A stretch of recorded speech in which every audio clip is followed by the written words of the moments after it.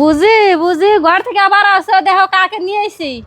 ও কেরা বনে মা তোমরা আইছ অনে বহ আমি তুমি নিকে চা বানিয়ে নিয়ে আহি।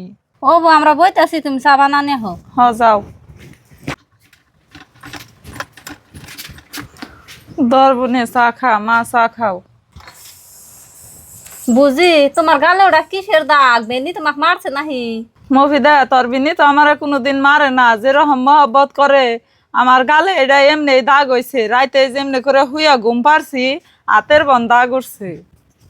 বুঝি বাবু রাখি তখন মু তাইতে ফার্স্টে তোমার বাড়িতে দাওয়াত দিবে নাইলাম, অনুষ্ঠানের আগের দিন বাড়ির ব্যক্তি যাইও। আচ্ছা ঠিক আছে, তোরা যা, অনুষ্ঠানের আগের দিন আমরা বাড়ির সবে মিলে একসাথেই যামনি। ঠিক আছে মা, ভালো করে থাকো, আমরা যাই। যাও।